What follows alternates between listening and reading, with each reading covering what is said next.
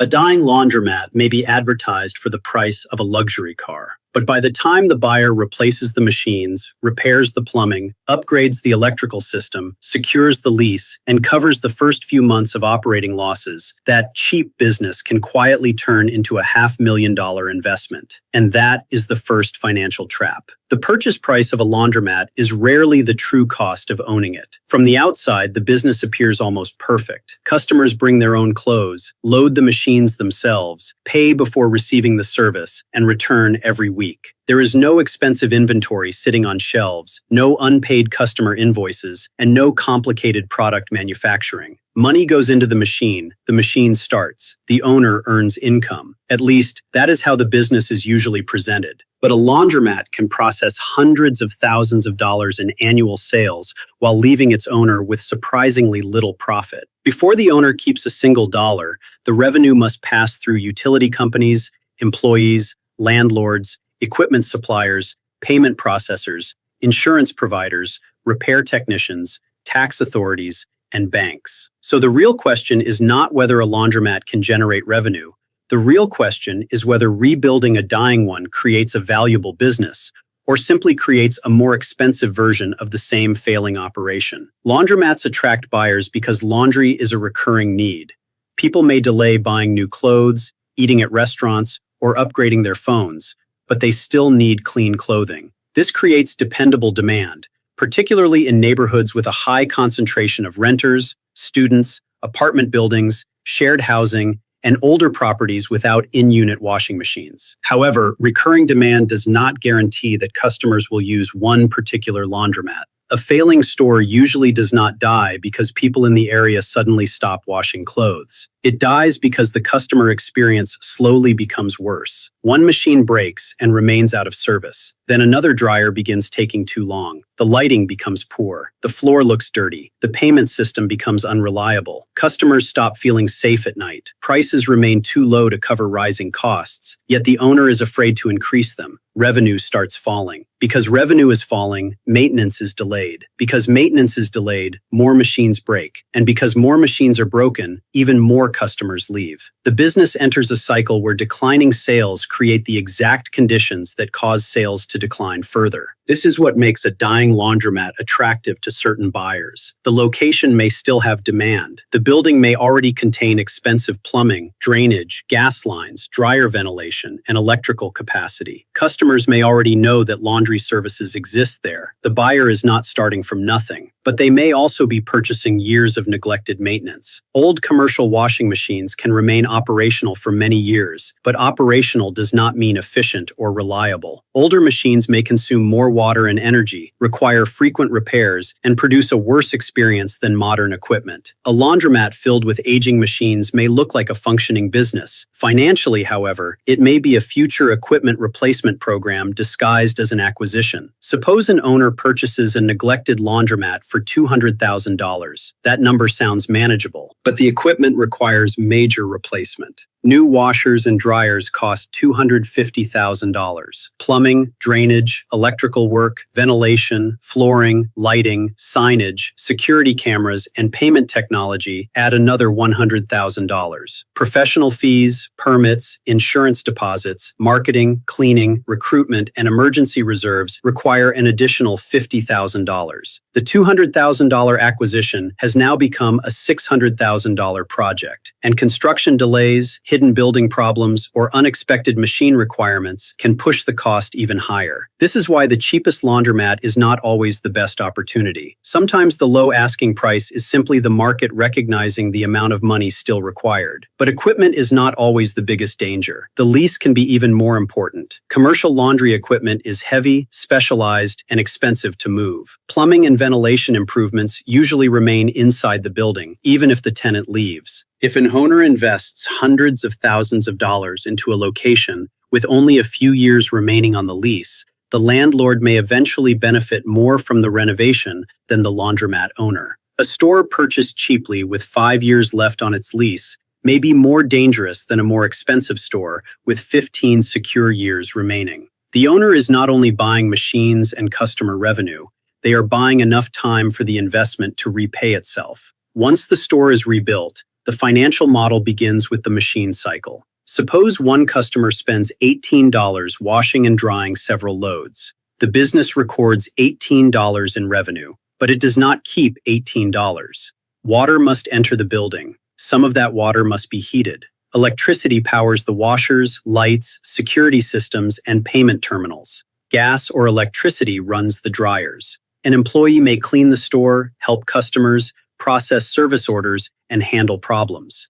The payment platform may take a transaction fee. Rent is accumulating. Insurance is accumulating. And every time the machine operates, a small part of its useful life disappears. Even if nothing breaks today, the owner must prepare for the day something does. Consider a hypothetical rebuilt laundromat generating $40,000 in monthly sales. Approximately $31,000 comes from self-service washing and drying. Another $7,500 comes from wash, dry, fold services and small commercial laundry accounts. Vending machines, detergent sales, and other small services add $1,500. Annual revenue reaches $480,000. From the outside, this appears to be an extremely successful business, but that is only the headline number. Utilities may consume $8,000 per month. Payroll may require $7,800. Rent and building-related costs may take $4,500. Detergent, bags, cleaning products, and service supplies may cost $2,000. Repairs and equipment replacement reserves may require $2,200. Payment processing, software, and technology systems may take $1,100. Insurance may cost $600. Security, marketing, accounting, licenses, waste disposal, and administration may consume another $2,000. After these operating expenses, approximately $11,800 remains. That is, operating profit before debt, tax, and compensation for the owner's labor. And this is where impressive revenue begins to look very different. Suppose the owner borrowed $450,000 to acquire and rebuild the store. At an illustrative 10% interest rate over 10 years, the monthly loan payment would be close to $6,000. The business now has approximately $5,800 remaining before tax. If the owner personally manages the laundromat, handles employees, responds to breakdowns, supervises wash, dry, fold orders, reviews security footage, deals with suppliers, and manages customer complaints, they should not treat all remaining cash as investment profit. Part of that money is payment for performing a job.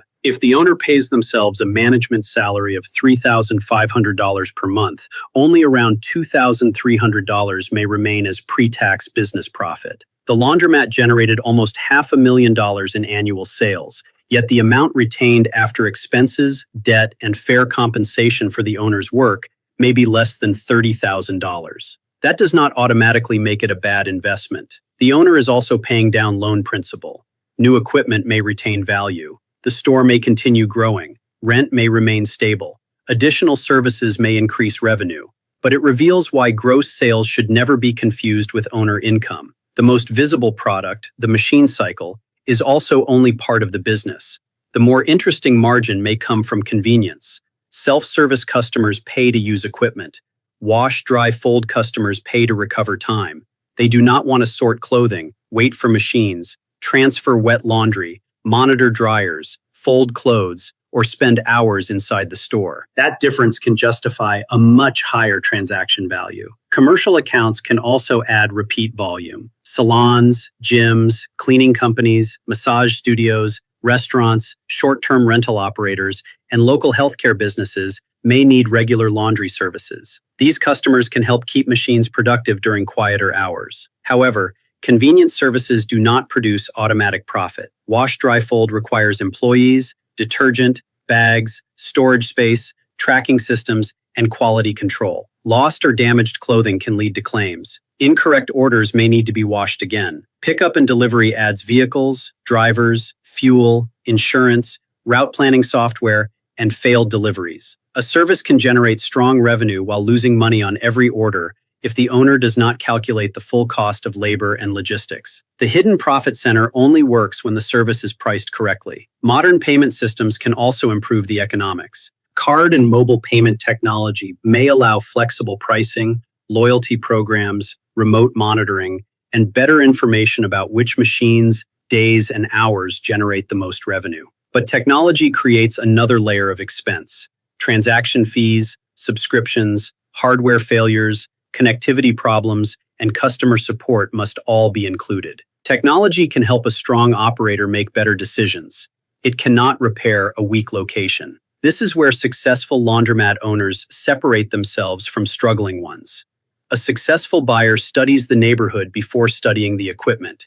They analyze rental housing, customer income, parking, visibility, safety, competitors, population density, and the number of homes without private laundry facilities. They inspect the building's water pressure, drainage, sewer capacity, gas supply, electrical service, and ventilation. They secure a lease long enough to recover the investment. They verify revenue rather than trusting the seller's claims. They examine utility bills because water and energy consumption can reveal whether reported sales are realistic. They maintain enough cash reserves to survive delays and breakdowns. And they rebuild the store according to customer demand, not personal taste. The struggling buyer behaves differently. They become excited by the promise of passive income. They focus on the asking price instead of the total investment. They assume newer machines will automatically attract customers. They renovate the walls while ignoring the plumbing. They borrow too much and calculate profit without including debt payments. They underestimate payroll because they assume the business will run itself. Then one major drain problem, utility increase, rent rise, or slow quarter removes the remaining cash flow. The largest short-term risks are equipment failure, construction overruns, weak customer traffic, and insufficient working capital. The larger structural risks are more serious. A bad lease can destroy the value of the improvements. A weak location can limit revenue permanently. Excessive debt can make a profitable store financially fragile. New competition can force additional investment or lower prices. Rising utility costs can reduce margins without producing any visible improvement for the customer. The owner cannot eliminate these risks, but they can avoid purchasing a business where several of them exist at the same time. So, can rebuilding a dying laundromat create a profitable business? Yes, but only when the store is dying because of poor execution rather than poor demand. If the neighborhood still needs the service, the building infrastructure is suitable, the lease is secure, and the total investment is reasonable, new machines and better management can restore customer traffic. Larger capacity equipment can increase the average transaction. Digital payments can improve convenience. Wash, dry, fold, and commercial accounts can increase revenue per customer. Preventive maintenance can reduce downtime. Better lighting, cleanliness, and security can rebuild trust. But if the location is weak, the lease is short, the rent is excessive, the utility infrastructure is inadequate, or the debt payment requires perfect sales every month, rebuilding the store may simply turn a small failing business into a large failing business. The true asset is not the old washers purchased from the previous owner. It is the demand surrounding the building, the infrastructure hidden beneath the floor, and the number of years available for the investment to earn a return. When those three elements are strong, a dying laundromat can become a durable cash flow business. When they are weak, the owner has not rescued a laundromat. They have built a cleaner, brighter, and more expensive machine for turning customer payments into bank